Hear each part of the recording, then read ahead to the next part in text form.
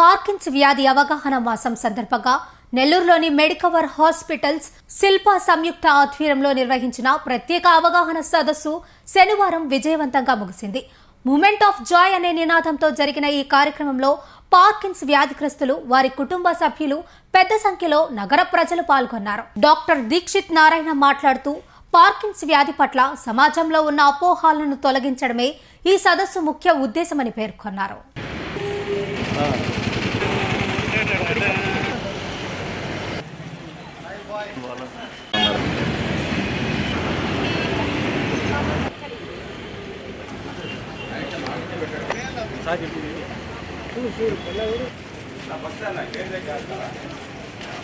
ఈ Parkinson's disease అనేది మనకి డీజనరేటివ్ బ్రెయిన్ డిజీజ్ అంటాం. అంటే బ్రెయిన్లో కణాలు క్షీణిస్తూ ఉంటాయి, డోపమిన్ అనే పదార్థం తగ్గుతూ ఉంటుంది.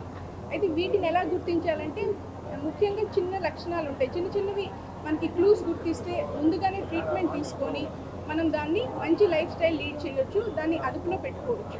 అండ్ ఇప్పుడు కాలంలో పార్కిన్సన్స్కి అనేది మంచి ట్రీట్మెంట్ ఆప్షన్స్ ఉన్నాయి.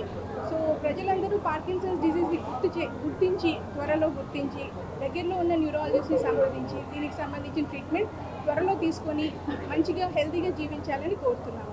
అయితే పార్కిన్సన్స్ ముఖ్య లక్షణాలు ఎలా ఉంటాయంటే మనకి బాడీ అంతా స్టిఫ్ అయిపోతూ ఉంటుంది, ఇంకా నడకలో బాగా స్లో అయిపోతారు, బాగా స్లోగా చిన్న అడుగులు వేసుకుంటూ వెళ్తూ ఉంటారు.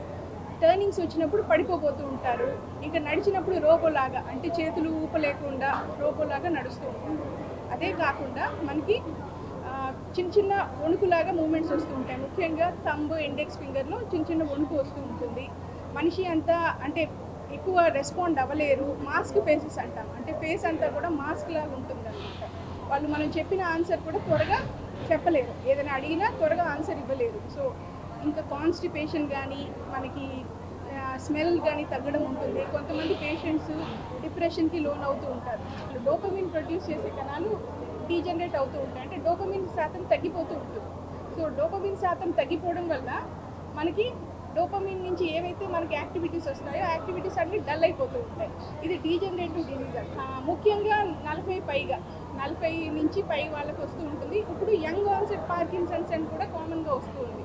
అంటే 40 కన్నా తక్కువ ఉండే వాళ్ళకు కూడా ఈ మధ్య మనం చూస్తున్నాం సంఖ్య బాగా పెరిగిపోతుంది.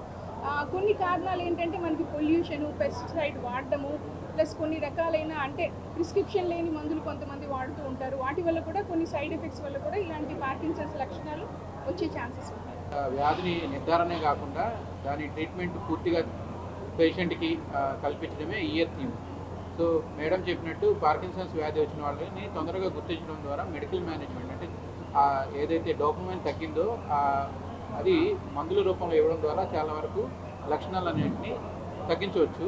కానీ కొద్దిమంది మేడం ముందుగానే చెప్పారు అడ్వాన్స్డ్ స్టేజ్లో ప్రజెంట్ అవుతారు, అంటే మందులకు కూడా రెస్పాన్స్ రాదు.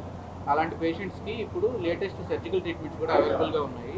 అంటే డీప్ బ్రెయిన్ స్టిమ్యులేషన్ అనే ట్రీట్మెంట్ ద్వారా ఈ పేషెంట్స్కి ఒక సర్జరీ చేయడం ద్వారా ఒక పేస్ మేకర్ లాంటిది అమరుస్తాము. దానివల్ల ఈ మూమెంట్స్, ఎక్స్ట్రాగా వచ్చే మూమెంట్స్, అంటే ఈ ట్రెమర్స్ కానీ ఆ బాడీలో స్టిఫ్నెస్ కానీ చాలా వరకు తగ్గుతుంది. అల్ట్రాసౌండ్ వేవ్స్, అంటే magnetic MRI guided ultrasound waves ద్వారా కూడా బ్రెయిన్కి చికిత్స అనేది చేయడం జరుగుతుంది. ఎవరైతే సర్జరీకి ఫిట్ గారో వాళ్ళకి ఈ ట్రీట్మెంట్ చేయడం ద్వారా వాళ్ళ లక్షణాలను చాలా వరకు తగ్గించవచ్చు. ఎవ్రీ ఇయర్ 10 లక్షల మంది కొత్త వ్యాధిగ్రస్తులు ప్రపంచవ్యాప్తంగా పార్కిన్సన్స్కి గురవుతున్నారు. కాబట్టి ప్రతి ఒక్కరూ ఈ లక్షణాలను త్వరగా గుర్తించినట్లయితే మందుల ద్వారానే నయం చేసుకోవచ్చు. ఒకవేళ అడ్వాన్స్డ్ స్టేజ్లో ప్రజెంట్ అయినా కూడా లేటెస్ట్ ట్రీట్మెంట్ ఇవ్వడం ద్వారా వాళ్ళకి లక్షణాలను తగ్గించి వాళ్ళ క్వాలిటీ ఆఫ్ లైఫ్ని మెరుగుపరచవచ్చు. ఈ టెక్నో ఒలింపియాడ్, సివోస్పార్క్, మెడిస్పార్క్ వంటి ఆధునిక అకాడమిక్ ప్రోగ్రామ్స్ ద్వారా విద్యార్థుల్లో లాజికల్ థింకింగ్, సైన్స్ అవగాహన మరియు విశ్లేషణాత్మక నైపుణ్యాలను అభివృద్ధి చేస్తూ సిబిఎస్ఈ అండ్ స్టేట్ బోర్డు కరికులంలలో అత్యుత్తమ ఫలితాల సాధనకు దృఢమైన పునాది వేస్తోంది నారాయణ. అనుభవజ్ఞులైన అధ్యాపకుల సమగ్ర మార్గదర్శకత్వంలో ప్రతి విద్యార్థిలో logical thinking and analytical skills కి పదును పెట్టి జాతీయ స్థాయి విజేతలుగా తీర్చిదిద్దుతూ వారి ప్రతిభను శిఖరాగ్రాలకు చేరుస్తోంది నారాయణ. అత్యాధునిక డిజిటల్ క్లాస్ రూమ్స్, అత్యుత్తమ ఫిజిక్స్ అండ్ కెమిస్ట్రీ ల్యాబ్స్ తో కూడిన సాంకేతికతతో కూడిన విద్యా వాతావరణం, విశాలమైన ప్లేగ్రౌండ్, పరిశుభ్రమైన డైనింగ్ హాల్లో రుచికరమైన పోషకాహారం, సౌకర్యవంతమైన హాస్టల్ సదుపాయాలు కల్పిస్తోంది నారాయణ. 2026-27 విద్యా సంవత్సరానికి అడ్మిషన్లు ప్రారంభం. వావిలేటిపాడు, ధనలక్ష్మీపురం, నెల్లూరు.